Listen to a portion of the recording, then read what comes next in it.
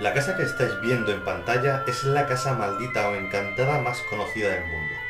Quizás tú la conozcas, es Amityville, pero vamos a hablar de otra casa, el número 48 de Green Street, en Enfield, un barrio humilde de Londres. Durante 3 años sufrió sucesos oscuros, espeluznantes y tenebrosos. En palabras de Ed Warren, conocido por la película de Conjuring o El Conjuro, esta casa hace parecer a Amityville un juego de niños. No es casualidad que lo mencione, pues esta es la casa en la que se basa la película de Conjuring 2. La familia que vivía en esta casa se compone de 5 personas: Peggy Hudson, la madre, 2 niños, John y Bill, y 2 niñas, Janet y Margaret. Es en la habitación de las niñas, pues dormían juntas en la misma habitación, donde empezaron a ocurrir los sucesos, focalizándose y centrándose especialmente en Janet Hudson.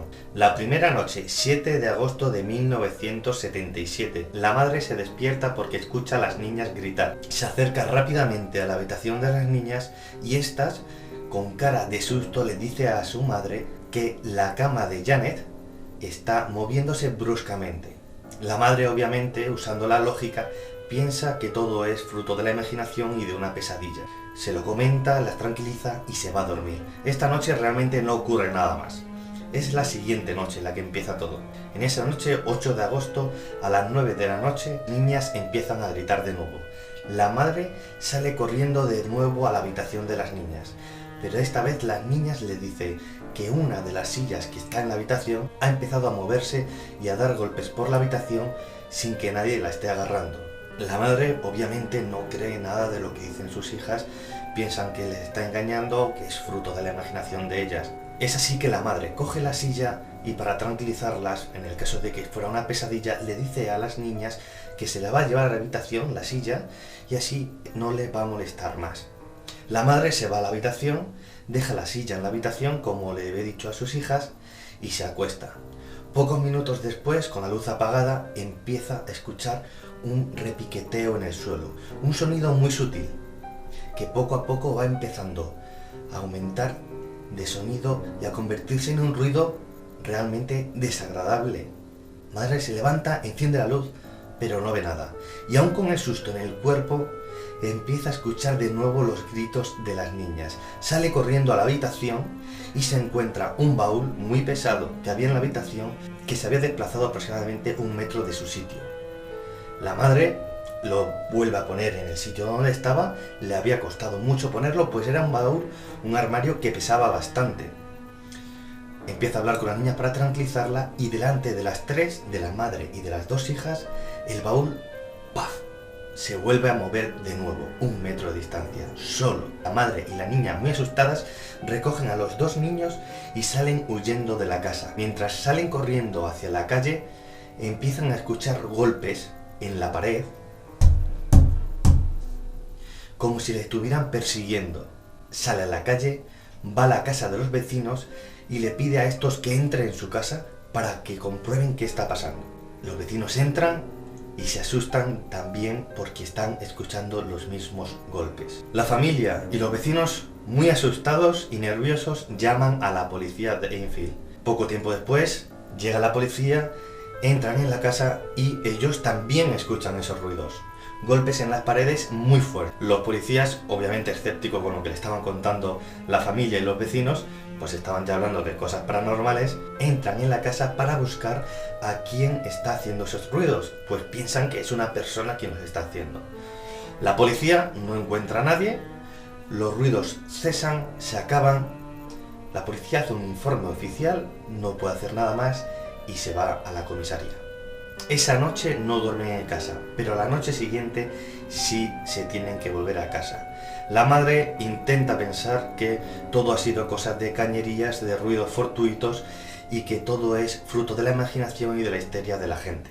Y he aquí el punto de inflexión de esta historia, donde todo lo que se puede explicar con casi algo como histeria o imaginación de las personas empieza a ser fenómenos físicos. Los muñecos de las niñas empiezan a moverse por toda la habitación, objetos se caen de las estanterías, se rompen, ruidos extraños, sonidos muy extraños. Es así que toda la familia se va al salón a dormir. No solo eran los golpes y los movimientos de cosas lo que hicieron que la familia acabaran en el salón durmiendo, sino también una extraña sombra que parecía perseguirles por la casa, normalmente cuando empezaba a hacerse de noche.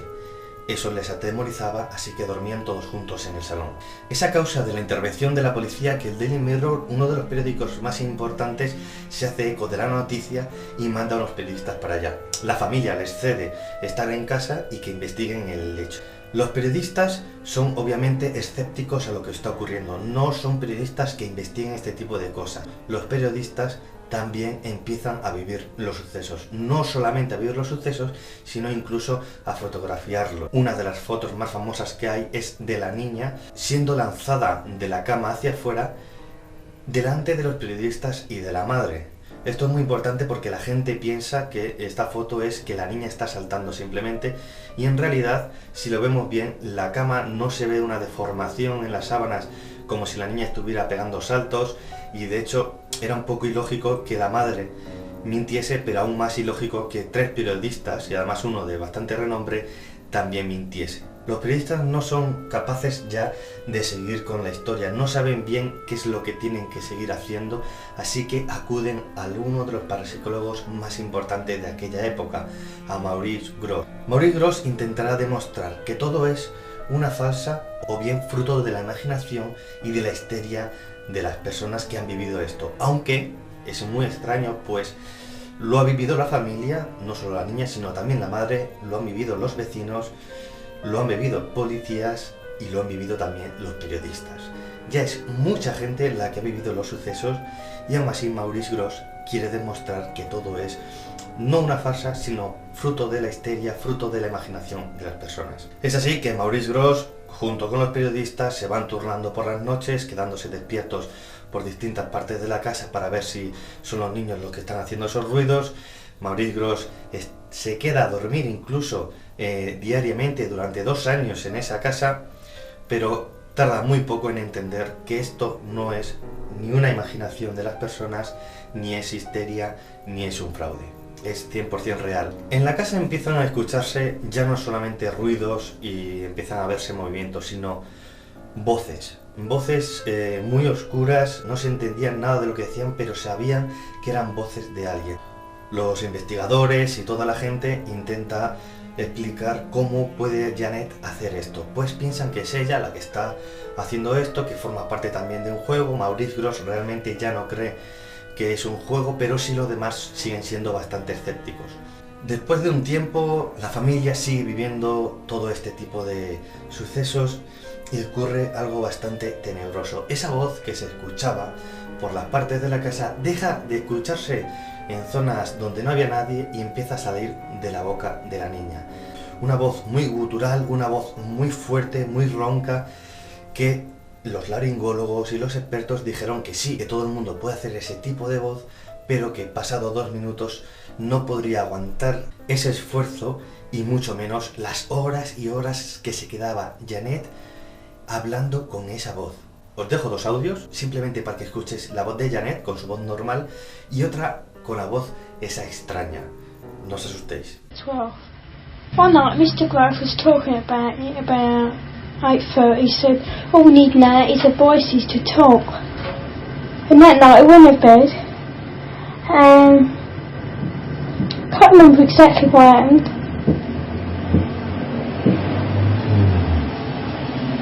Hello. Hello. Wow. Oh, shit. Did you find no sleep and he's talking? Back to sleep, back to sleep. I go back again. Mr. Grosse! Quick!